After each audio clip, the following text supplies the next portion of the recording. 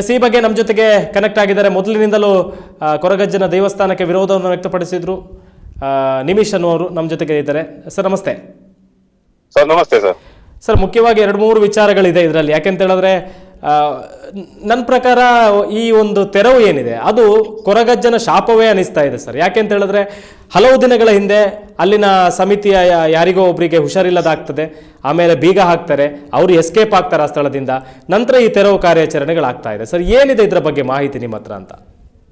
ಸರಿ, ಏನಂದ್ರೆ ಇದು ಒಂದು 2 ವರ್ಷದ ನಂತರ, ಇದು 2 ವರ್ಷದ ಮುಂಚೆನೆ ಇದು ಓಪನ್ ಆಗಿದ್ದು ಆಯ್ತಾ. ಅವರ ಯಾರಿದಾರ ಅರ್ಚಕರು ತೇಜಕುಮಾರ್ ಅಂತ ಇದ್ದಾರಲ್ಲ, ಹೌದು, ಅವರ ಕನ್ಸಲ್ಲಿ ಬಂದಿತ್ತು ಅಂದ್ಬಿಟ್ಟು ಒಂದು ಸ್ಟೋರಿನ ಕ್ರಿಯೇಟ್ ಮಾಡಿದ್ರು ಆಯ್ತಾ. ಬಟ್ ಅದು ಆಕ್ಚುಲ್ ಜಾಗ ಬಂದು ಬೇರೆ ಅವ್ರದ್ದು. ಆ ಜಾಗ ಅವ್ರದಲ್ಲ, ಅದ್ರ ಪಕ್ಕದಲ್ಲಿ ಒಂದು ರಾಜಕಾಲುವೆ ಇತ್ತು. ಅದು ಆ ಜಾಗನ ಉಸ್ತುವಾರಿ ಮಾಡ್ಕೊಳಕ್ಕೆ ಇವರು ಏನ್ ಮಾಡಿದ್ರು, ಒಂದ್ ಪ್ಲಾನ್ ಮಾಡಿದ್ರು. ಕೊರಗಜ್ಜನ ಒಂದು ಸ್ಥಾಪನೆ ಮಾಡಿ ಅದೊಂದು ಸರ್ವೆ ಕಲ್ಲದು, ಅದು ಅಜ್ಜ ಬಂದಿದ್ದಾರೆ ಅನ್ಬಿಟ್ಟು ಒಂದು ಸುಮ್ನೆ ಸರ್ವೆ ಕಲ್ಲಿಟ್ಟಿ ಪ್ರತಿಯೊಂದು ಸಾಕ್ಷಿ ನಾನು ತುಂಬಾ 2 ವರ್ಷದಿಂದ ಓಡಾಡ್ತಾನೆ ಇದ್ದೆ. ಇದ್ರ ಬಗ್ಗೆ ಸಿಕ್ಕಾಬಟ್ಟೆ ಓಡಾಡಿದೀನಿ ನಾನು. ಬಟ್ ಅದು ನಾನು ವಿಫಲನಾದೆ. ಯಾಕೆ ಅಂದ್ರೆ ಅದು ಬ್ಯಾಕ್ ಗ್ರೌಂಡ್ ಹಿಂದೆ ತುಂಬಾ ಬಲವಾದ ಕೈ ವ್ಯಕ್ತಿಗಳೆಲ್ಲ ಇದ್ರು. ಮತ್ತೆ ನನ್ ಮೇಲೆ ತುಂಬಾ ಅಟ್ಯಾಕ್ ಎಲ್ಲ ಆಯ್ತು ಒಂದ್ಸಲಿ.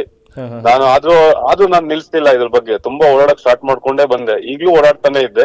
ಕೊನೆಗೆ ಅಜ್ಜ ಇದ್ದಾರೆ ಅನ್ಬಿಟ್ಟು ಒಂದು ಪವಾಡ ಸೃಷ್ಟಿಯಾಗಿದೆ. ನಾನ್ ಕೊನೆಗೆ ಹೋಗಿದ್ದೆ ಅಜ್ಜನ ಮೊರೆ. ಅಜ್ಜನ ಹತ್ರ ಹೋಗಿ ನಾನೊಂದು ಕೈ ಮುಗ್ದೆ. ಅಜ್ಜ, ಇದು ನೀನೇ ಒಂದು ಕ್ಲೋಸ್ ಮಾಡಿಸ್ಬೇಕು, ಅಲ್ಲಿ ಇದಕ್ಕೆ ನೀನೇ ಒಂದು ಪರಿಹಾರ ಕೊಡ್ಬೇಕು ಅಂತ ಹೇಳಿದಾಗ ಇತ್ತೀಚಿನ 1.5 ತಿಂಗಳಿಂದ ಅಲ್ಲಿ ಏನೋ ದೈವಸ್ಥಾನ ಓಪನ್ ಆಗ್ತಿಲ್ಲ ಅಂತ ಎಲ್ಲ ನಂಗೆ ಸುದ್ದಿ ಬಂತು. ಅದು ನೋಡಿದ್ರೆ ಅವ್ರ ಕುಟುಂಬದಲ್ಲಿ ಸ್ವಲ್ಪ ಜಗಳ ಆಗಿದೆ, ಮತ್ತೆ ಹಣಕಾಸು ವಿಷಯಕ್ಕೆ ಜಗಳ ಆಗಿದೆ, ಮತ್ತೆ ಅಲ್ಲಿ ಮದ್ಯಪಾನಗಳೆಲ್ಲ ಮಾಡ್ಕೋತಾ ಇದ್ರು. ಜನಕ್ಕೆ ಏನಂದ್ರೆ ಹೇಳ್ಬೇಕಾದ್ರೆ ಮಂಕ್ ಬುದ್ಧಿ ಹಚ್ತಾ ಇದ್ರು ಅಷ್ಟೇ, ತುಳುನಾಡಿನ ದೈವ ಇಟ್ಕೊಂಡು. ಅಂದ್ರೆ ಅದೇ ಫ್ಯಾಮಿಲಿ ಅವರಿಗೆಲ್ಲ ಸಮಸ್ಯೆ ಆಗಿತ್ತಾ, ಅದು ಹೇಗೆ ಅಂತ ಸ್ವಲ್ಪ ವೀಕ್ಷಕರ ಲಾಸ್ಟ್ ಇಯರ್ ಅವ್ರ ವೈಫ್ ವಿಷ ತಗೊಂಡಿದ್ರು ಜಾಗದ ವಿಷಯಕ್ಕೋಸ್ಕರ.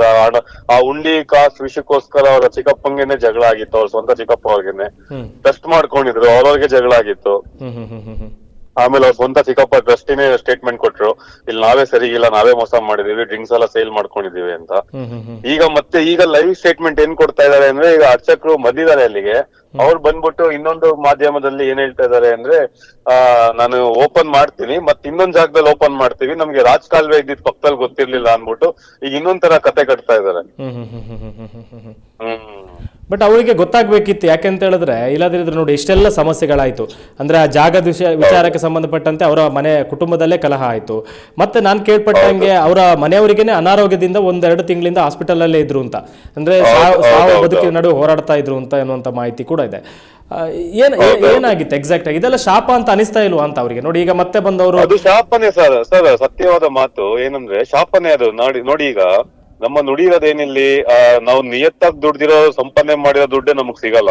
ಇನ್ನು ಪಾಪ ಬಡವ್ರದ್ದು ಬೇವ್ರ ಸುರ್ಸಿ ಕಷ್ಟಪಟ್ಟು ಅವ್ರು ಏನೋ ಒಂದು ಅರ್ಕೆ ತೀರುತ್ತೆ ಅನ್ಬಿಟ್ಟು ಜನಗಳು ಬಂದು ಇವ್ರು ನಂಬಿ ಈ ತರ ಮೋಸ ಮಾಡಿದವ್ರು ದುಡ್ಡನ್ನ ತಗೊಂಡಿವ್ರು ಉದ್ಧಾರ ಆಗ್ತೀವಿ ಅಂದ್ರೆ ಹೆಂಗಿರಕ್ಕಾಗತ್ತೆ ಹೇಳಿ? ಆಗಲ್ಲ ಅಲ್ವಾ? ಮತ್ತೆ ತುಳುನ ದೈವ ಜನಕ್ಕೆ ಫಸ್ಟ್ ಅರ್ಥ ಆಗ್ಬೇಕಾಗಿರೋದು ಏನಂದ್ರೆ, ದೈವ ಬೇರೆ, ದೇವರು ಬೇರೆ. ಅಲ್ಲಿನ ಜನ ಏನ್ ಮಾಡಿದ್ದಾರೆ ಅಂದ್ರೆ, ದೈವ ದೇವರು 2 ಒಂದೇ ಅಂತ ಅನ್ಕೊಂಡ್ಬಿಟ್ಟಿದ್ದಾರೆ. ಮತ್ತೆ ಅವ್ರಿಗೆ ಅಜ್ಜನ ಕಥೆಗಳು ಗೊತ್ತಿಲ್ಲ, ಅಜ್ಜನ ಹಿಸ್ಟ್ರಿ ಗೊತ್ತಿಲ್ಲ ಅವ್ರಿಗೆ, ಯಾರಿಗೂ ಆ ಭಾಗದವ್ರಿಗಾಗ್ಲಿ ಯಾವ ಭಾಗದವ್ರಿಗಾಗ್ಲಿ. ತುಳುನಾಡಿನಲ್ಲಿ ಹೆಂಗೆ ಆ ಅಜ್ಜನನ್ನು ಪೂಜಿಸ್ತಾರೆ ಅಂತ ಅಲ್ಲಿ ಗೊತ್ತಿಲ್ಲ ಯಾರಿಗೂ. ಫಸ್ಟ್ ಅದನ್ನ ಜನ ತಿಳ್ಕೋಬೇಕು. ಅಜ್ಜ ಯಾವತ್ತು ಘಟ್ಟ ದಾಟಿ ಬರಲ್ಲ ಅಂತಾನೆ ಅದ್ರದ್ದು ಕಥೆಗಳು ಹೇಳೋದು ನಮ್ಗೆ. ಈಗ್ಲೂ ದೊಡ್ಡವರೆಲ್ಲ ಹೇಳೋದು ಅದೇನೆ ತುಳುನಾಡಿನಲ್ಲಿ. ಅದನ್ನ ಇವ್ರು ಬಂಡವಾಳ ಮಾಡ್ಕೊಂಡು ಇವ್ರ ಬಿಸ್ನೆಸ್ಗೆ, ಇವ್ರ ಆಸ್ತಿಗೋಸ್ಕರ ಇದೊಂದಂತ ಎಲ್ಲಾ ಕಡೆ ಬಿಸ್ನೆಸ್ ಆಗೋಗ್ಬಿಟ್ಟಿದೆ ಸರ್. ಅದ್ರ ಬಗ್ಗೆ ಈಗ ಎಲ್ಲಾ ಕಡೆನೂ ಮಾಡ್ಕೊಂಡ್ಬಿಟ್ಟಿದ್ದಾರೆ. ಈಗ ನಮ್ಗೆ ಏನ್ ಬೇಜಾರಾಗ್ತಿರೋದು ಗೊತ್ತಾ? ಅಲ್ಲಿ ಅಜ್ಜನ್ ಫೋಟೋ ಅಲ್ಲಿ ಬುಲ್ಡೋಸರ್ ಅಲ್ಲಿ ತೆಗಿತಾ ಇದ್ರೆ ಅಲ್ಲಿ ಅಜ್ಜನ್ ಫೋಟೋ ಇದೆ, ನಮ್ಗೆ ಅದ್ ಬೇಜಾರಾಗ್ತಾ ಇದೆ. ಈ ತರ ನಮ್ಮ ತುಳುನಾಡಿನ ದೈವನ ಈ ತರ ಅವಮಾನ ಮಾಡ್ತಾ ಇದಾರಲ್ಲ ಇವರೆಲ್ಲರೂ. ಜನಕ್ಕೆ ಏನ್ ಎಜುಕೇಟೆಡ್ ಅನ್ಎಜುಕೇಟೆಡ್ ಗೊತ್ತಾಗ್ತಾ ಇಲ್ಲ ಅಂತ ನಮ್ಗೆ ಅದು ಬೇಜಾರಾಗ್ತಾ ಇದೆ. ಕರೆಕ್ಟ್ ಹೌದು. ಯಾಕಂತ ಹೇಳಿದ್ರೆ ನಾವೊಬ್ರು ಭಕ್ತರಿದ್ದಂಥ ಸಂದರ್ಭದಲ್ಲಿ ಈ ರೀತಿ ಆದಂತಾಗ ನಮಗೊಂದು ಮನಸ್ಸಿಗೆ ನೋವಾಗುತ್ತೆ. ಆ ನೋವು ಯಾವತ್ತು ಹೋಗೋದಿಲ್ಲ. ಹೌದು. ಯಾಕಂದ್ರೆ ಆ ಜಾಗದಲ್ಲಿ ನಾನೇ ಇದ್ದಿದ್ದು 2 ವರ್ಷ ಸ್ಟಾರ್ಟ್ ಆಗ್ಬೇಕಾಗಿಂದ ಹಿಡ್ದು ಕೊನೆ ತನಕ ಸ್ವಲ್ಪ ನಾನೇ ಇದ್ದೆ. ಅವ್ರಿಗೆ ಡೇ 1 ಇಂದ ಹೇಳ್ಕೊಂಡ್ ಬಂದೆ, ಹಿಂಗ್ ಮಾಡ್ಬೇಡಿ, ನಿಮ್ಗೆ ಕೊರಗಜ್ಜ ಬಗ್ಗೆ ಗೊತ್ತಿಲ್ಲ, ನಿಮ್ಗೆ ಮಾಡ್ಬೇಡಿ ಅಂತ. ಬಟ್ ಆದ್ರೂ ಅವ್ರು ಅದನ್ನ ಪಾಲಿಸ್ಕೊಂಡೇ ಹೋದ್ರು, ಎಲ್ಲಾ ವಿರುದ್ಧವಾಗಿ ಪಾಲಿಸ್ಕೊಂಡ್ ಹೋಗಿ ಆಮೇಲೆ ನನ್ನ ಮೇಲೆ ಅಟ್ಯಾಕ್ ಮಾಡಕ್ಕೆಲ್ಲ ಸ್ಟಾರ್ಟ್ ಮಾಡಿದ್ರು. ನಾನ್ ಅದಕ್ಕೆ ಯಾವ್ದಕ್ಕೂ ಜಗ್ಲಿಲ್ಲ. ಆದ್ರೂ ತುಂಬಾ ಕಡೆ ಓಡಾಡ್ದೆ, ಎಲ್ಲಾ ತರನು ಪ್ರಯತ್ನ ಪಟ್ಟೆ. ಆಮೇಲೆ ವಿಫಲನಾಗ್ಬಿಟ್ಟು ಕೊನೆಗೆ ಹೋಗಿದ್ದೆ ನಾನು ಅಜ್ಜನ್ ಮೊರೆ. ಅಜ್ಜನ್ ಮೊರೆ ಹೋಗಿ ಅಜ್ಜನ್ಗೆ ಕೈ ಮುಗ್ದೆ, ಅಜ್ಜ ನಿಂಗೊಂದು ಅರಕೆ ಆಗ್ತಾ ಇದೀನಿ, ಅದನ್ನ ಕ್ಲೋಸ್ ಮಾಡ್ಸೋ ಅಜ್ಜ ಅಂತ. ಅವಾಗ ನನಗೆ ನಿನ್ನೆ ವಿಷಯ ಬಂದಿದೆ ಅಂದ್ರೆ ನಿನ್ನೆ ಕ್ಲೋಸ್ ಆಗಿ ಡೆಮಾಲಿಶ್ ಆಗ್ತಾ ಇದೆ ಅಂತ. ಬಟ್ ಈಗಿನ ಸದ್ಯದ ಪರಿಸ್ಥಿತಿಯಲ್ಲಿ ಈಗ ಮತ್ತೆ ಅರ್ಚಕ ಬಂದು ಮತ್ತೆ ಏನ್ ಹೇಳ್ತಾ ಇದಾರೆ ಅಂದ್ರೆ ಮತ್ತೆ ನಾವು ಇನ್ನೊಂದ್ ಕಡೆ ಓಪನ್ ಮಾಡ್ತೀವಿ ಅಂತ. ನನಗೆ ಬೇಜಾರೇನಾಗ್ತಿದೆ ಅಂದ್ರೆ ಅದು ಓಪನ್ ಮಾಡಕ್ಕೆ ಏನ್ ಇವ್ರು ಆಟದ ಗೊಂಬೆ ಅನ್ಕೊಂಡಿದಾರೋ, ಏನಾಗಿದೆ ಏನು ಅಂತ ಗೊತ್ತಾಗ್ತಿಲ್ಲ. ಇದು ತುಳುನಾಡಿನ ದೈವದ ಆರಾಧಕರು ಮತ್ತೆ ಎಲ್ಲಾ ಸಂಘಟನೆಗಳು ಇದ್ರ ಬಗ್ಗೆ ಒಂದು ಕೂತ್ಕೊಂಡು ಮಾಹಿತಿ ಪಡ್ಕೊಂಡು ಹೋರಾಟ ಮಾಡ್ಬೇಕು. ಯಾವ್ದೇ ಘಟ್ಟ ದಾಟಿ ಬೇರೆ ರಾಜ್ಯದಲ್ಲಿ ಇದನ್ನ ಓಪನ್ ಮಾಡ್ಲಿಕ್ಕೆ ಬಿಡಬಾರ್ದು. ನಮ್ಮ ಸಂಸ್ಕೃತಿ ಹಾಳಾಗ್ತಾ ಇದೆ, ತುಳುನಾಡಿನ ಸಂಸ್ಕೃತಿ ಹಾಳಾಗ್ತಾ ಇದೆ. ತುಳುನಾಡವ್ರು ಒಗ್ಗಟ್ಟಾಗ್ಬೇಕು, ನಾವೆಲ್ಲ ಮಾತಾಡೋದಲ್ಲ ಇದರಲ್ಲಿ. ಅವ್ರ ಒಗ್ಗಟ್ಟ ಈಗ ಅವರೇ ಕೋಲ ಕಟ್ಟೋ ದುಡ್ಡು ಆಸೆಗೋಸ್ಕರ ಅವರೇ ಕೋಲ ಕಟ್ಟಕ್ ಹೋಗ್ತಾ ಇದಾರೆ. ಅದಕ್ಕೆ ಏನಂತಾರೆ ಹೇಳಿ? ಅಲ್ವಾ? ಅಷ್ಟು ದೈವ ಭಕ್ತಿ ಇರೋರು ತುಳುನಾಡಿನಲ್ಲೇನೆ ಅವರೇ ಕೋಲ ಕೊಟ್ಟಕ್ಕೆ ಮೈಸೂರಿಗೆ ಬೆಂಗಳೂರಿಗೆ ಹೋದಾಗ ದುಡ್ಡು ಆಸೆಗೋಸ್ಕರ ಅವಾಗ ನಾವ್ ಯಾರನ್ನಂತ ಪ್ರಶ್ನೆ ಮಾಡಕ್ಕಾಗತ್ತೆ ಹೇಳಿ? ಜನನ್ ಭಯಕ್ಕಾಗತ್ತಿಲ್ಲ, ಕೋಲ ಕಟ್ಟೋರ್ಗೆ ಭಯಕ್ಕಾಗತ್ತಾ? ಅಲ್ವಾ? ಈಗ ಒಂದಂತೂ ನಿಜ, ಯಾರೇ ಅದ್ರ ಬಗ್ಗೆ ನನ್ ಜನಕ್ಕೆ ಮಾಹಿತಿ ತಿಳ್ಕೊಳ್ಳೋದಷ್ಟೇ. ದೈವ ಆಗ್ಲಿ ದೇವರಾಗ್ಲಿ ನಂಬಿಕೆ ಇರ್ಬೇಕು, ಮೂಢನಂಬಿಕೆ ಇರಕ್ ಹೋಗ್ಬಾರ್ದು. ದೈವಗಳನ್ನ ಜೊತೆ ಆಟ ಆಡಕ್ ಹೋಗ್ಬೇಡಿ ಅಂತಾನೆ ನಾನು ಎಲ್ಲಾರ್ಗು ಹೇಳಕ್ ಇಷ್ಟಪಡ್ತೀನಿ.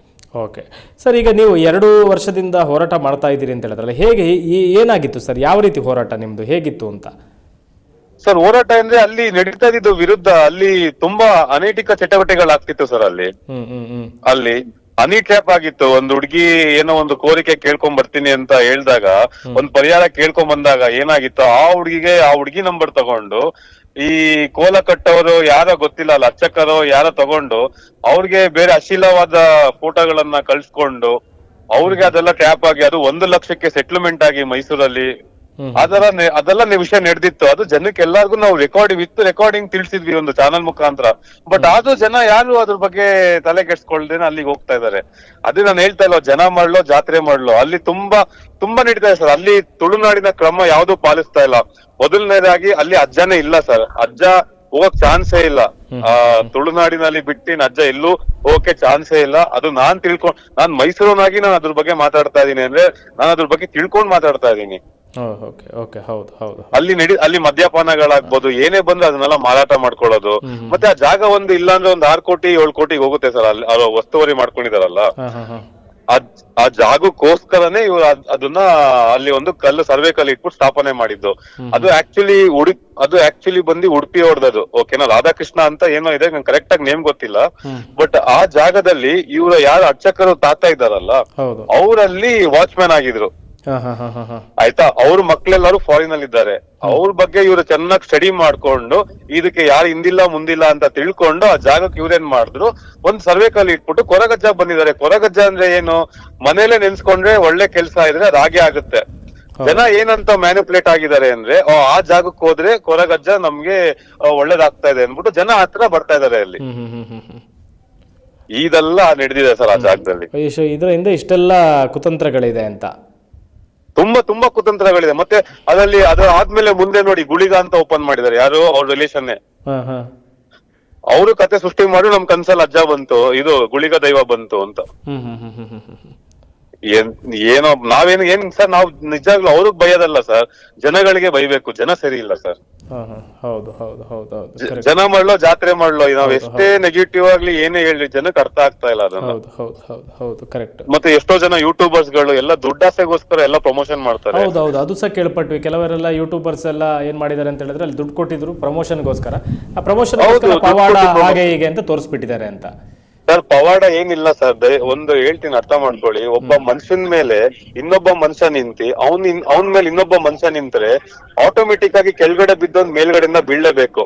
ಹೌದು, ಆ ಫೋರ್ಸ್ಗೆ. ಹಂಗೇನೆ ಇವ್ರೇನ್ ಮಾಡ್ತಾರೆ, ಹೂವ ಮೇಲೆ ಹೂವ ಇಟ್ಟಿ ಒಂಬಾಳೆ ಇಟ್ಬಿಟ್ಟು ಇವನು ಕೈ ನೀಡಿದ ತಕ್ಷಣನೇ ಅದೊಂದ್ 10 ನಿಮಿಷ 5 ನಿಮಿಷ ಆದ್ಮೇಲೆ ಬಿದ್ದೇ ಬೀಳುತ್ತೆ ಅದು.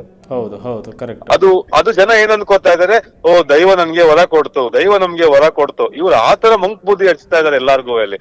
ಅಲ್ಲೊಂದೇ ಕಡೆ ಅಂತ ಅಲ್ಲ ಸರ್, ಎಲ್ಲಾ ಕಡೆಗ ವ್ಯಾಪಾರ ಮಾಡ್ಕೊಂಡ್ಬಿಟ್ಟಿದ್ದಾರೆ. ನಮ್ಮ ಹಿಂದೂ ಧರ್ಮಗಳನ್ನ ಇವ್ರು ರೋಡ್ ತರ್ತಾ ಇದಾರೆ. ನಮ್ಗೆ ಅದೇ ಬೇಜಾರಾಗ್ತಾ ಇರೋದು. ಇವ್ರಿಗೆ ಕೈಕಾಲ್ ಗಟ್ಟಿ ಇದೆ, ಎಲ್ಲ ಗಟ್ಟಿ ಇದೆ. ಇವ್ರು ಯೋಗ್ತಾಗಿ ಹೋಗಿ ದುಡಿಬೇಕು ಎಲ್ಲಾರು. ಯಾಕೆ ದುಡಿತಾ ಇಲ್ಲ? ಯಾಕೆ ಇದನ್ನ ಬಿಸ್ನೆಸ್ ಮಾಡ್ಕೋತಾ ಇದೀರಾ ಎಲ್ಲಾರು? ಏನೋ ಒಟ್ನಲ್ಲಿ ಅದು ಉಳಿಗಾಲ ಇಲ್ಲ ಸರ್. ನಾವ್ ಅದೇ ಹೇಳೋದು, ಇವ್ರು ಏನೇ ಬಿಸ್ನೆಸ್ ಮಾಡ್ಲಿ ಇದೇ ಎಕ್ಸಾಂಪಲ್. ಈಗ ಮೈಸೂರಲ್ಲಿ ಏನಾಯ್ತಲ್ಲ, ಇದು ನೆಪ ಮಾತ್ರ. ರಾಜಕಾಲುವೆ ಅನ್ನೋದು ನೆಪ ಮಾತ್ರ. ಬಟ್ ಅಲ್ಲಿ ದೈವದ ಶಾಪ ಸಿಕ್ಕಿರೋದು ಕನ್ಫರ್ಮ್. ಅಲ್ವಾ? ಸರ್ ಯಾಕೆ ಇವ್ರಿಗೆ ರಾಜಕಾಲುವೆ ಅನ್ನೋದು ಈಗ ಗೊತ್ತಿಲ್ಲ ಅಂತ ಹೇಳ್ತಾರಲ್ವಾ? ಹಂಗಾರೆ ಪಕ್ಕದಲ್ಲೇ ಇತ್ತು ರಾಜಕಾಲುವೆ, ಅದು ಒಂದು 5 ಇಂಚಸ್ ಇಲ್ಲ, ಒಂದ್ 5 ಅಡಿನೂ ಇಲ್ಲ. ಈಗ ರಾಜಕಾಲುವೆ ಇರೋದು ನಮ್ಗೆ ಗೊತ್ತೇ ಇಲ್ಲ ಅಂತ ಸುಳ್ಳು ಸ್ಟೇಟ್ಮೆಂಟ್ ಕೊಡ್ತಾ ಇದಾರೆ. ಎಷ್ಟು ಸುಳ್ಳು ಹೇಳ್ತಾರೆ ನೋಡಿ, ಅದಲ್ಲೇ ಅರ್ಥ ಮಾಡ್ಕೋಬೇಕು ಜನ ಏನು ಅಂತ. ಹೌದು ಹೌದು ಹೌದು ಹೌದು. ನಾನು ಎಲ್ಲರಿಗೂ ಕೇಳ್ಕೊಳ್ಳೋದು ಇಷ್ಟೇ ಸರ್, ಕೊರಗಜ್ಜ ಮಂಗಳೂರಿನಲ್ಲಿ ಮಾತ್ರ ಸೀಮಿತ. ಹೌದು ಹೌದು ಕರೆಕ್ಟ್. ಹೌದು, ಯಾವ್ದೇ ದೈವಗಳಾಗ್ಲಿ ಏನೇ ಆಗ್ಲಿ ಮಂಗಳೂರಿನಲ್ಲಿ ಮಾತ್ರ ಸೀಮಿತ. ಅದು ಬಿಟ್ಟು ಘಟ್ಟ ದಾಟಿ ಹೋಗಲ್ಲ. ನಾನು ಈಗ್ಲೂ ಅದ್ರ ವಿರುದ್ಧ ಓಡಾಡ್ತಾನೆ ಇರ್ತೀನಿ, ಮುಂದೆನೂ ಓಡಾಡ್ತೀನಿ. ಈ ತರ ಎಲ್ಲಿ ಅನ್ಯಾಯ ನಡೆದ್ರು ನಾನು ಓಡಾಡ್ತಾನೆ ಇರ್ತೀನಿ ಸರ್. ನೀವು ಬಾರಿ ತೀವ್ರವಾಗಿ ಆರಂಭದಿಂದಲೇ ಇದಕ್ಕೆ ವಿರೋಧ ವ್ಯಕ್ತಪಡಿಸಿದ್ರೆ. ನಿಮ್ ಪರಿಚಯನ ಸರ್ ಅವರೆಲ್ಲ, ಈಗ ಈ ದೇವಸ್ಥಾನ ಕಟ್ಟಿರೋರು ಅವರೆಲ್ಲ ಹೇಗೆ? ಸರ್ ಅವ್ರು ನಂಗೆ ಪರಿಚಯ ಇದ್ರು ಸರ್, ನನಗೆ ಪರಿಚಯ ಇದ್ರು. ಫಸ್ಟ್ ಅವರು ಒಂದು ಸರ್ವೆ ಕಲ್ಲು ಹಾಕಿದ್ರು. ಸರ್ವೆ ಕಲ್ಲು ಆದ್ಮೇಲೆ ನಾನಲ್ಲಿ ಹೋಗಿ ನಿಂತೆ ಕೊರಗಜ್ಜ ಬಂದಿದ್ದಾರೆ ಅಂತ. ನನಗೆ ಅದ್ರ ಬಗ್ಗೆ ಅವಾಗ ನನ್ನ ಅಜ್ಜನ್ ಬಗ್ಗೆ ತಿಳ್ಕೊಂಡಿರ್ಲಿಲ್ಲ. ಜಸ್ಟ್ ಅಜ್ಜ ಒಂದು ಪವಾಡ ಅಂತ ಒಂದು ಗೊತ್ತಿತ್ತು ನನಗೆ. ಅವಾಗ ನನಗೆ ಮಂಗಳೂರಿನ ಭಾಗದಲ್ಲಿ ಎಲ್ಲರೂ ಹೇಳಿದ್ರು ಈ ತರ ಅಜ್ಜ ಘಟ್ಟ ದಾಟಿ ಬರಲ್ಲ ಹಂಗೆ ಹಿಂಗೆ ಅಂತಲ್ಲ. ಆಕ್ಚುಲಿ ಮೊದಲು ನಾನೇ ಪ್ರಮೋಷನ್ ಮಾಡ್ದವನಲ್ಲಿ, ಅಷ್ಟು ಕೊರಗಜ್ಜ ಬಂದಿದ್ದಾರೆ ಮೈಸೂರಿಗೆ, ಬಾರಿ ನಮ್ಗೆ ಖುಷಿ ಆಯ್ತು ಅಂತ. ಆಮೇಲೆ ನನ್ಗೆ ಅದ್ರ ಬಗ್ಗೆ ತಿಳ್ಕೊಂಡಾಗ ನಂಗೆ ಮಾಹಿತಿ ಚೆನ್ನಾಗಿ ತಿಳ್ಕೊಂಡೆ. ಆಮೇಲೆ ನಾನು ಹೋಗಿ ಅಲ್ಲಿ ವಿರುದ್ಧ ನಿಂತೆ.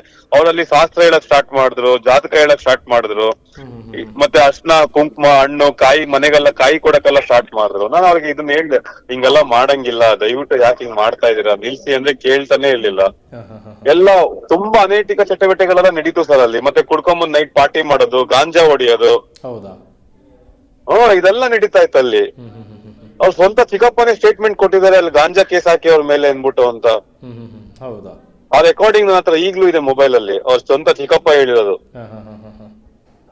ಗಾಂಜಾ ಕೇಸ್ ಹಾಕ್ಬೇಕು ಹಂಗೆ ಹಿಂಗೆ ಅಂತೆಲ್ಲ ಹೇಳಿದ್ರು. ನಾವ್ ಅದು ಇದು 1 ವರ್ಷದ ಮುಂಚೆ ಅವ್ರವ್ರಿಗೆ ಜಗಳ ಆದಾಗ ಅವ್ರ ಸ್ವಂತ ಚಿಕ್ಕಪ್ಪನೇ ಹೇಳಿದ್ರು. ಬಟ್ ನಾವ್ ಅದ್ರ ವಿಷಯಕ್ಕೆ ಹೋಗಿರ್ಲಿಲ್ಲ. ನಮ್ಗೆ ಯಾಕ್ ಬೇಕು, ನಾವು ನಮ್ಮ ವಿರುದ್ಧ ಅವ್ರ ಪರ್ಸನಲ್ ಆಗಿ ನಮ್ಗೆ ಏನು ಇಲ್ಲ. ನಾವು ಓಡಾಡ್ತಿರೋದು ಯಾವ್ದು ದೈವಗಳ ಬಗ್ಗೆ, ದೇವ್ರ ಬಗ್ಗೆ. ನಮ್ಗೆ ನೀವ್ ಏನಾದ್ರು ಕಿತ್ತಾಡ್ಕೊಂಡ್ ಸಾಯಿರಿ, ನಮಗ್ ಅದ್ ಬೇಡ. ನಮ್ಗೆ ದೇವ್ರನ್ನ ಇಟ್ಕೊಂಡ್ ನೀವ್ ಯಾಕೆ ಈ ತರ ದೈವಗಳನ್ನ ಇಟ್ಕೊಂಡ್ ಯಾಕೆ ಹೆಸರು ಹಾಳು ಮಾಡ್ತಾ ಇದೀರಾ ಅಂತ ನಾವ್ ಅದ್ರ ವಿರುದ್ಧ ಮಾಡ್ತಾ ಇರೋದಷ್ಟೇ. ಕರೆಕ್ಟ್. ಹೌದು ಹೌದು ಹೌದು ಹೌದು. ಈ ಅದೇ ಶಾಪ ಅಂತ ಒಂದ್ ಕಡೆ ಆದ್ರೆ ನೀವು ಹೇಳಿದ್ರಲ್ಲ, ಎಲ್ರಿಗೂ ಅನಾರೋಗ್ಯ ಆಗಿತ್ತು, ಗಲಾಟೆ, ಅವರವರ ನಡುವೆ ಕುಟುಂಬ ಕಲಹಗಳು, ಅದೆಲ್ಲ ಒಂದು ಸೈನ್ಸ್. ಅಂದ್ರೆ ನಾವಿಲ್ಲಿ ನೋಡ್ಕೊಂಡು ಹೋಗುವಾಗ, ಈಗ ನಮ್ದು ಈಗ ಪ್ರಾದೇಶಿಕ ಚಾನಲ್ ಇಲ್ಲಿ ಮಂಗಳೂರಲ್ಲೇ ಇರೋದು. ಹಾಗಾಗಿ ನಾವು ಈ ನೆಲದಲ್ಲಿ ಇರೋದ್ರಿಂದ ನಮ್ಗೆ ಈ ಕೊರಗಜ್ಜನ ಶಕ್ತಿ ಏನು ಅಂತ ಗೊತ್ತಿದೆ. ಕೊರಗಜ್ಜನ ವಿರುದ್ಧವಾಗಿ ಹೋಗಿದ್ರೆ ಏನೆಲ್ಲ ಆಗುತ್ತೆ ಅನ್ನುವಂಥದ್ದು ಗೊತ್ತಾಗ್ತದೆ. ಅದೆಲ್ಲ ಒಂದೊಂದು ಸೈನ್. ಕುಟುಂಬದಲ್ಲಿ ಕಲಹ ಆಗಿರ್ಬೋದು, ಅದರ ಜೊತೆಗೆ ಆ ಹಣದ ವಿಚಾರಕ್ಕೆ ಬರುವ ಗಲಾಟೆಗಳಾಗಿರ್ಬೋದು, ಭೂಮಿಗೆ ಒಂದು ದೇವಸ್ಥಾನ ಇಲ್ಲಿವರೆಗೆ ದಕ್ಷಿಣ ಕನ್ನಡ ಜಿಲ್ಲೆಯಲ್ಲಿ ಅಥವಾ ಈ ತುಳುನಾಡಿನಲ್ಲಿ ಯಾವುದೇ ದೇವಸ್ಥಾನವನ್ನ ಇಷ್ಟರವರೆಗೆ ತೆರವು ಮಾಡಿದಂತ ನಿದರ್ಶನ ಇಲ್ಲ. ಇಲ್ಲಿ ಯಾವುದೇ ದೊಡ್ಡ ಸಮಸ್ಯೆ ಆಗಿಲ್ಲ, ಒಂದು ಸಮಸ್ಯೆನೇ ಬರಲ್ಲ ಅಲ್ಲಿಗೆ. ಯಾವುದೇ ಸಮಸ್ಯೆ ಇದ್ರೂ ಅದು ಸಮಸ್ಯೆ ಆಗಲ್ಲ. ಸಮಸ್ಯೆ ಆಗದಂತ ದೇವಸ್ಥಾನ ನಿರ್ಮಾಣ ಆಗುತ್ತೆ. ಇವ್ರು ಏನ್ ಮಾಡಿದಾರೆ ಅಂತ ದುಡ್ಡು ಮಾಡಬೇಕು ಅನ್ನೋ ನಿಟ್ಟಿನಲ್ಲಿ ತರಾತುರಿಯಲ್ಲಿ ದೇವಸ್ಥಾನ ಮಾಡಿದ್ರು. ಈಗ ಅವರಿಗೆ ಒಂದು ಶಾಪ ಆಗಿ ಪರಿಣಮಿಸಿದೆ ಇದು. ಅದು ಶಾಪ ಪರಿಣಮಿಸಿದೆ. ಬಟ್ ನಮ್ಗೆ ಏನ್ ಬೇಜಾರಾಗ್ತಿದೆ ಗೊತ್ತಾ, ಅಲ್ಲಿ ಬುಲ್ಡೋಸರ್ ತೆಗಿಬೇಕಾದ್ರೆ ಅಲ್ಲಿ ಅಜ್ಜನ್ ಫೋಟೋ ನೋಡ್ಬಿಟ್ಟು ನನ್ಗೆ ಅದು ಬೇಜಾರಾಗ್ತಿದೆ. ಇದು ಯಾಕೆ ತುಳುನಾಡಿನಲ್ಲಿ ಹಿಂಗೆಲ್ಲ ಹಾಗೆ ಇಲ್ಲ, ಯಾಕೆ ತುಳುನಾಡಿನ ಜನ ಹಿಂಗೆ ಸೈಲೆಂಟ್ ಆಗಿದ್ದಾರೆ, ಯಾರು ಅದ್ರ ಬಗ್ಗೆ ಮಾತಾಡ್ತಾ ಇಲ್ವಲ್ಲ, ಯಾರು ಅದ್ರ ಬಗ್ಗೆ ಏನು ಧ್ವನಿ ಎತ್ತುತ್ತಾ ಇಲ್ಲ ಅಂತ ನನ್ಗೆ ಈ ಕ್ಷಣಕ್ಕೂ ನಂಗೆ ಬೇಜಾರಾಗ್ತಾ ಇದೆ. ಯಾಕೆ ಯಾರು ತಡಿತಾ ಇಲ್ಲ ಅದನ್ನ? ನಮ್ಮ ತುಳುನಾಡಿನ ದೈವನ ಯಾಕೆ ಸಂಸ್ಕೃತಿನ ಬಿಟ್ಕೊಡ್ತಾ ಇದಾರೆ ಎಲ್ಲ ಜನರು? ಅಷ್ಟು ನಮ್ಮ ಭಕ್ತಾದಿಗಳೆಲ್ಲರೂ ತುಳುನಾಡಿನಲ್ಲಿ ಅಷ್ಟು ದೈವ ಆರಾಧನೆ ಇದೆ. ಯಾಕೆ ಇದ್ರ ವಿರುದ್ಧ ಯಾಕೆ ಮಂಗಳೂರಲ್ಲಿ ಮಾತಾಡ್ತಾ ಇಲ್ಲ? ನಾನ್ ಮೈಸೂರಿಂದ ಬಂದು ಮಾತಾಡ್ಬೇಕಾ? ನಾನ್ ಮೈಸೂರನ್ನಾಗಿ ಇದ್ರ ಬಗ್ಗೆ ನಾನು ಓಡಾಡ್ಬೇಕಾ? ನನ್ಗೆ ಅದು ಬೇಜಾರಾಗ್ತಾ ಇರೋದು ನನಗೆ. ಕೋಲ ಕಟ್ಟೋರ್ನ ಯಾಕೆ ನಿಲ್ಸಕ್ ಆಗಲ್ಲ? ಕೋಲ ಕಟ್ಟೋರ್ಗ ತಡೆದ್ರೆ ಯಾವ ಕಡೆನೂ ಹೋಗಕ್ಕಾಗಲ್ಲ. ಇನ್ನೊಂದು ನಿಮ್ಗೆ ವಿಷಯ ಗೊತ್ತಿಲ್ವೋ, ರಾಮನಗರಲ್ಲಿ ಕೊರಗಜ್ಜ ಅಂತ ಹಿಂಗೆ ಓಪನ್ ಮಾಡ್ಕೊಂಡಿದ್ದಾರೆ. ಅಲ್ಲಿ ಯಾವ್ದೋ ಒಂದು ಲೇಡಿ ಯೂಟ್ಯೂಬರ್, ಇನ್ಸ್ಟಾಗ್ರಾಮ್ ಲೇಡಿ, ಸೌಮ್ಯ ಅಂತ ಏನೋ ಹೆಸರು ಬರುತ್ತೆ ಅವ್ರದ್ದು, ಅವ್ರ ಹೆಸರು ನಂಗೆ ನೆನ್ಪಿದೆ. ಅವ್ರು ಕೊರಗಜ್ಜಾಗೆ ಹೋಗ್ಬಿಟ್ಟು ಏನಂತ ಅಂದ್ರೆ ಸ್ಲೈಸ್ ಮೆರಿಂಡಾ ಎಲ್ಲ ಇಡ್ತಾ ಇದಾರೆ ಹೋಗ್ಬಿಟ್ಟು. ಹೌದಾ? ಇದ್ರ ಬಗ್ಗೆ ಯಾಕೆ ಯಾರು ಧ್ವನಿ ಎತ್ತುತ್ತಾ ಇಲ್ಲ? ಏನ್ ಅನ್ಕೊಂಡಿದ್ದಾರೆ ಇವ್ರ ದೈವಗಳ ಬಗ್ಗೆ? ಅವ್ರ ಆಟದ ಗೊಂಬೆ ಮಾಡ್ಕೊಂಡ್ಬಿಟ್ಟಿದಾರೋ, ಏನ್ ಮಾಡಿದಾರೋ ಏನು ಅಂತ ಗೊತ್ತಾಗ್ತಾ ಇಲ್ಲ. ರಾಮನಗರದಲ್ಲಿ ಇರೋದಲ್ವಾ ಇದು? ರಾಮನಗರದಲ್ಲಿ ಇದೇ ಪರಿಸ್ಥಿತಿ ಆಗ್ಬೋದು. ಅವರು ಸ್ವಲ್ಪ ದಿನಗಳು ಕಾಯ್ತಾ ಇದ್ರೆ ಇದೇ ಪರಿಸ್ಥಿತಿ ಆಗ್ಬೋದು ಅಂತ. ಸರ್ ಎಲ್ಲರಿಗೂ ಖಂಡಿತ ಶಾಪ ಅಂತ ಬಂದೇ ಬರುತ್ತೆ. ಅದು ಕಟ್ಟಿಟ್ಟ ಬುಟ್ಟಿ, ಯಾರ ಕೈಲೂ ತಪ್ಸಕ್ ಆಗಲ್ಲ ಅದನ್ನ. ಬಟ್ ಹೌದೌದು, ತುಳುನಾಡಿನವರು ಸರಿ ಎಚ್ಚೆತ್ಕೊಳ್ಬೇಕು ಅಂತ ನೀವ್ ಹೇಳ್ತಾ ಇದೀರಿ. ಹೌದು, ತುಳುನಾಡು ಎಚ್ಚೆತ್ಕೋಬೇಕು. ಹಿಂಗೆ ಆದ್ರೆ ಎಲ್ಲರೂ ಅದನ್ನ ಬಿಸ್ನೆಸ್ ಮಾಡ್ಕೋತಾರೆ. ಹೌದು ಪ್ರತಿಯೊಬ್ರು ಈಸಿಯಾಗಿ ದುಡ್ಡು ಮಾಡಕ್ ಸ್ಟಾರ್ಟ್ ಮಾಡ್ತಾರೆ, ದೈವಗಳ ಹೆಸರು ಇಟ್ಕೊಂಡು. ಅವ್ರು ಪಾಪ ಅನುಭವಿಸ್ತಾರೋ, ಅವ್ರು ಸಾಯ್ತಾರೋ, ಬಿಡ್ತಾರೋ ಗೊತ್ತಿಲ್ಲ. ಬಟ್ ಸಂಸ್ಕೃತಿ ಯಾರು ಬಿಟ್ಕೊಡ್ತಾ ಇರೋದು? ಹೌದು, ಕರೆಕ್ಟ್. ತುಳುನಾಡಿನವರೇ ಅಲ್ವಾ? ಖಂಡಿತ ಖಂಡಿತ ಖಂಡಿತ ಸರ್, ನಿಮ್ಮ ಮತ್ತೆ? ಕಾಳಜಿ. ಮತ್ತೆ ನಮ್ಗೆ ಎಷ್ಟು ಬೇಜಾರಾಗುತ್ತೆ. ನಾನ್ ತುಳುನಾಡಿನಲ್ಲಿ ಅನ್ನ ತಿಂತಾ ಇದೀನಿ, ನಮ್ಗೆ ಅದು ಋಣ ಇದೆ. ನಮ್ಗಿರೋ ಭಕ್ತಿ ಯಾಕೆ ಬೇರೆಯವ್ರಿಗಿಲ್ಲ? ಹೌದು ಹೌದು, ಖಂಡಿತ.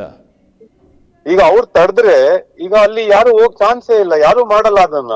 ಹೌದು ಹೌದು ಹೌದು, ಖಂಡಿತ. ಪಾಪ ಹೌದು ಕೆಲವೊಂದು ಸಂಘಟನೆಗಳು ಬಂದ್ರು ಮುಂದೆ, ಅವ್ರ ಕೈಲಾದಷ್ಟು ಮಾಡಿದ್ರು. ಬಟ್ ಅವ್ರಿಗೂ ಯಾರು ಸಪೋರ್ಟ್ ಮಾಡ್ಲಿಲ್ಲ ಮಂಗಳೂರಲ್ಲಿ. ಹೌದು ಹೌದು ಹೌದು, ಕರೆಕ್ಟ್. ನಾನೇ ನಿಂತಿ ಹೋಗಿ ನಾನೇ ಇದ್ದೆ ಅವ್ರ ಜೊತೆ. ನನ್ ಜೊತೆ ಪಾಪ ತುಂಬಾ ಸಂಘಟನೆಗಳು ಬಂದ್ರು, ಓಡಾಡಿದ್ರು. ಬಟ್ ಎಲ್ಲಾರು ವಿಫಲ ಆದ್ರು. ಅದು ದೈವಗೆ ಬಿಟ್ಬಿಡೋಣ, ಅವರೇ ತೋರಿಸ್ತಾರೆ ಆ ಸಂಘಟನೆಗಳು ಎಲ್ಲಿದೆ? ಅಲ್ಲ, ದಕ್ಷಿಣ ಕನ್ನಡ ಸಂಘಟನೆಗಳ ಹೇಗೆ? ಅದೇ ಈ ತುಳುನಾಡು. ಹೌದೌದು. ಅವ್ರು ತುಳುವ ಸಂಘಟನೆಗಳು ಮತ್ತೆ ದೈವಾರಾಧಕರು ಅಂತ ಒಂದು ಎರಡು ಸಂಘಟನೆಗಳು ಬಂದ್ರು. ಮತ್ತೆ ರೋಷನ್ ಅಂತ ಇದಾರಲ್ಲ, ಪಾಪ ಅವ್ರು ತುಂಬಾ ಹೆಲ್ಪ್ ಮಾಡಿದ್ರು ನನ್ಗೆ. ಮತ್ತೆ ದಯಾನಂದ್ ಕತ್ತಲ್ ಸರ್ ಅವ್ರು ಹೆಲ್ಪ್ ಮಾಡಿದ್ರು. ಬಟ್ ಎಲ್ಲರೂ ಕೊನೆಗೆ ಎಲ್ಲ ವಿಫಲರಾದ್ರು. ಅವರೆಲ್ಲ ದೈವಗೆ ಬಿಟ್ಬಿಡೋಣ ಅಂದ್ಬಿಟ್ಟು ಸುಮ್ನಾದ್ರು. ಆದ್ರೆ ದೈವ ಈಗ ರಿಸಲ್ಟ್ ತೋರಿಸಿದೆ. ಬಟ್ ಆದ್ರೂ ಅದು ಸಮಾಜಕ್ಕೆ ಒಂದು ರಾಂಗ್ ಇನ್ಫಾರ್ಮೇಶನ್ ಅಲ್ಲಿ ಹೋಗ್ತಾ ಇರೋದು. ಎಲ್ಲಾರು ಈ ತರ ಬಿಸ್ನೆಸ್ ಮಾಡ್ಕೊಂಡು ಅಜ್ಜಂದ ಹೆಸರಿಕೊಂಡು. ಹೌದು ಹೌದು ಹೌದು, ಕರೆಕ್ಟ್. ಈಗ ಕೊರಗಜ್ಜೆ ಅಂದ್ರೆ ಹೆಂಗಾಗ್ಬಿಟ್ಟಿದೆ ಅಂದ್ರೆ ಎಲ್ಲರಿಗೂ ಒಂದು ಬೇರೆ ತರ ಏನೋ ಆಗ್ಬಿಟ್ಟಿದೆ ಎಲ್ಲರಿಗೂ, ಆ ಕಡೆ ಎಲ್ಲಾ ಭಾಗದಲ್ಲೂ. ಹೌದು ಹೌದು ಹೌದು. ನಾನು ಎಲ್ಲರಿಗೂ ಹೇಳೋದಿಷ್ಟೇ, ದೇವ್ರನ್ನ ಕಟ್ಟಾಕಕ್ ಹೋಗ್ಬೇಡಿ, ಅದಕ್ಕೊಂದು ಪಂಜರ ಹಾಕ್ಬೇಡಿ. ದೇವ್ರಿಗೆ ನೀವು ಸಾಲ ಕೊಡ್ಬೇಡಿ ಯಾರುವೆ. ಹೌದು, ದೇವ್ರಿಗೆ ನೀವ್ ಎಷ್ಟು ದುಡ್ಡು ಕೊಟ್ರು ದೇವ್ರು ನೀವ್ ಹೇಳ್ದಂಗೆ ಕೇಳುತ್ತೆ ಅಂತ ಅನ್ಕೊಳಕ್ ಹೋಗ್ಬೇಡಿ. ದೇವ್ರನ್ನ ದೇವ್ರಾಗಕ್ ಬಿಟ್ಬಿಡಿ. ನೀವ್ ಮಾಡೋ ಕೆಲಸ ಕಾರ್ಯಗಳಲ್ಲಿ ನೀವ್ ನಿಷ್ಠೆಯಿಂದ ಮಾಡಿದ್ರೆ ದೇವ್ರು ನಿಮ್ಗೆ ಯಾವತ್ತೂ ಫಲ ಕೊಟ್ಟೆ ಕೊಡ್ತಾರೆ. ಹೌದು ಹೌದು ಹೌದು, ಖಂಡಿತ. ಈ ತರ ಮೂಢನಂಬಿಕೆಗಳಿಗೆ ಯಾರು ದಯವಿಟ್ಟು ಹೋಗ್ಬೇಡಿ ಅಂತ ನಾನು ಈಗ್ಲೂ ರಿಕ್ವೆಸ್ಟ್ ಮಾಡ್ಕೊತಾ ಇದೀನಿ. ಓಕೆ ಓಕೆ ಓಕೆ, ಧನ್ಯವಾದಗಳು ಸರ್. ನೀವು ಭಾರಿ ಹೋರಾಟ ಮಾಡಿದ್ರಿ. ಯಾಕೆಂತ ಹೇಳಿದ್ರೆ ಇಡೀ ದಕ್ಷಿಣ ಕನ್ನಡ, ಅದರ ಜೊತೆಗೆ ತುಳುನಾಡಿನ ಪರವಾಗಿ, ಈ ಉಡುಪಿ ಭಾಗದ ಈ ಕಡೆ ಕರಾವಳಿಯ ಪರವಾಗಿ ನಾನು ನಿಮಗೆ ಧನ್ಯವಾದಗಳನ್ನು ತಿಳಿಸ್ತಾ ಇದ್ದೀನಿ. ಯಾಕೆಂತ ಹೇಳಿದ್ರೆ ನಮ್ಮವರೇ ಹೋರಾಡಬೇಕಿತ್ತು.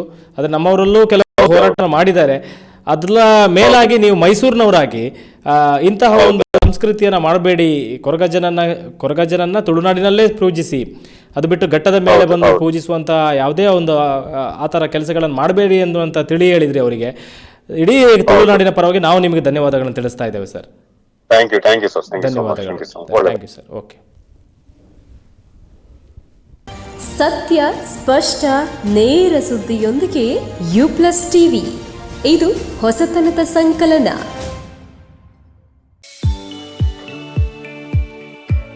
STM multi speciality hospital Ujire 200 ಹಾಸಿಗೆಗಳಿರುವ ಒಳರೋಗಿ ವಿಭಾಗದಲ್ಲಿ ರೋಗಿಗಳ ಬೇಡಿಕೆಗೆ ಅನುಗುಣವಾಗಿ 100 ಹಾಸಿಗೆಗಳ general ward, 38 semi special ward, 41 special rooms, 2 deluxe ward, 9 ಹಾಸಿಗೆಗಳಿರುವ ICU ಹಾಗೂ 10 ಡೇ ಕೇರ್ ಬೆಡ್ಗಳು ಲಭ್ಯವಿದೆ.